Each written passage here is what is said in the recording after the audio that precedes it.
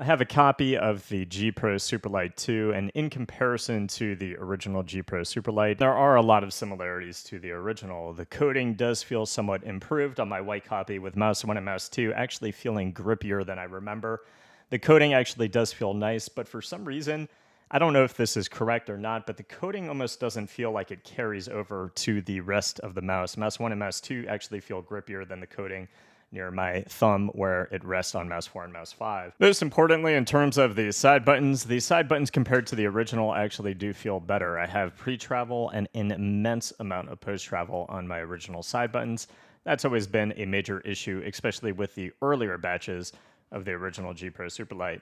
Now on my new Superlight 2, I do have a lot of pre-travel that I can feel, but post-travel actually is pretty clean with just a tiny bit of post-travel on Mouse 4 and Mouse 5. The side flex on Mouse 1 and Mouse 2 is still present. However, it's not something that I actually feel in-game, and compared to the original batches again, it's not nearly as bad on my new copy. In terms of the overall Switch feel, it is heavy, and it did take me about 6 hours of gameplay to actually get adjusted to this. I think if you're somebody who likes the feel of a lighter Switch, obviously you might not like this. I've had a modded G Pro Superlight in the past with Kale 4.0s. It feels very similar to that mod that I did, historically speaking. But overall, the Switches actually are spammable. I think just as spammable as the OG Switches. I think it's more of a mental thing because they feel so heavy. I think you might think that you're not clicking as fast as normal. But I actually did not have an issue really spamming these a lot in game. I think that once you get used to it too, that feeling of that denseness kind of slips away a little bit. The next thing that I think is actually a pretty significant change is the scroll wheel. The scroll wheel now compared to the OG is very light. The steps aren't as well defined, and it is fast. So if you're somebody who uses weapon swaps on mouse wheel up or mouse wheel down, I think that you might find yourself accidentally swapping too far along the weapon chain. So keep that in mind too. You're going to have to be a little bit lighter and more forgiving with your scroll wheel if you're somebody who's pretty heavy-handed with the steps. In terms of the original skates, you guys can see I absolutely despise them. I think they're scratchy. I think they're very low quality, and they are something that I immediately replace. That is the first thing I do on the G Pro Superlight, and the G Pro Superlight 2 is no different because they are just as bad as the original. You can see that you have the puck that you can remove, and there are the magnets for power play. The second thing I always do on a G Pro Superlight, I remove those magnets to get some weight savings. But to give you guys the weight of my copy before I do that, with the puck removed and the dots instead of the OG skates, I'm at 56 grams. Doing this is probably one of the easiest things that you can possibly do. And the nice thing about the dots is you can actually put those on and leave the screw holes uncovered in case you ever have to get back into the mouse for whatever reason. And I really don't know why they include power play. I think most of us that are used to modding probably remove the magnets every time we change the skates. I just don't quite know why they do that. In terms of the inside of the mouse, you guys can kind of see it there. I don't want to remove that ribbon right now, but you guys can see the top structure actually does seem somewhat similar, although I don't think the screws normally are exposed for Mouse 1 and Mouse 2.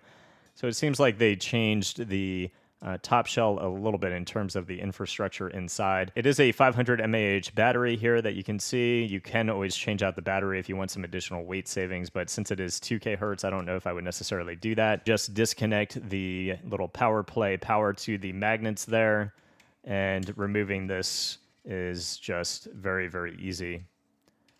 And we'll look at the weight once we are done with this. And you can see actually the bottom shell actually has changed quite significantly. They have these little hexagon cutouts now on that bottom shell, presumably for some weight savings. And really, if you wanted to, you could probably just cut out this entire piece of plastic right here, but I presume that it's really not that heavy. So with the mod being complete, the weight balance actually still feels really nice. It has not really changed at all. It still feels very well weight balanced. And with the magnets removed, we are at about 55 grams. So if you're going to be changing your skates, you can decide if that is worth the weight savings. I think the real question when deciding to upgrade is the sensor. How much better is that new sensor compared to the original? Does it feel better in game? Can I notice a difference on 2000 hertz? Let's check it out.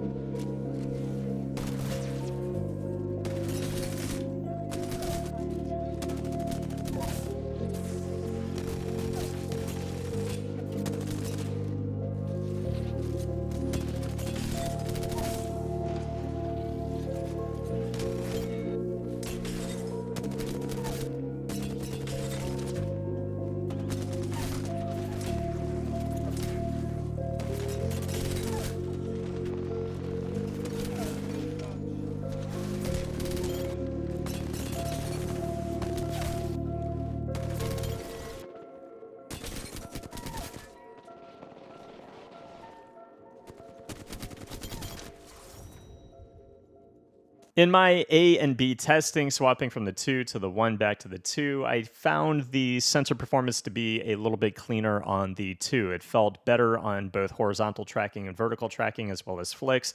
It is a nice feeling experience on the 2 at 2000 hertz compared to the 1, but the bar has already been set so high on the G Pro Superlight 1 in terms of its sensor performance that I don't necessarily think I can sit here and say you're going to be a better player moving from the 1 to the 2. If you are somebody who is content with your G Pro Superlight and you don't want to spend the money, I don't think you're missing out on much. If you're an enthusiast or a pro player who wants the best of the best and you want that additional sensor performance and you're not somebody who's offended by the heavier switches, you might want to look at the Superlight 2 if the Superlight is your main. If you're somebody, again, who is totally content without having the newest and flashiest sensor as advertised, I would maybe wait for a deal on the original Superlight if the shape works for you. If this shape has never worked for you, moving to the 2 is not going to feel good to you. I don't even know why you would be watching this. But overall, I definitely was wanting more out of the Superlight 2. I think this really should have maybe been advertised as just, or coined, the G Pro Superlight 2K, designating the new and upgraded sensor. But I just don't think that there is enough blaze trailing going on here to really justify this as a 2. The Viper Ultimate to the Viper V2, I think there was a massive change there to warrant the Viper V2. This, it's kind of like a Superlight 1.5. Overall, though, I have enjoyed my time with the Superlight 2, so I can't say much negative about the mouse. It's really just in terms of whether or not it's going to be worth it to you subjectively. That's going to be it for this one, guys. I hope it helped. If it did, please leave a sub to the channel. I'll see you guys in the next review. Peace.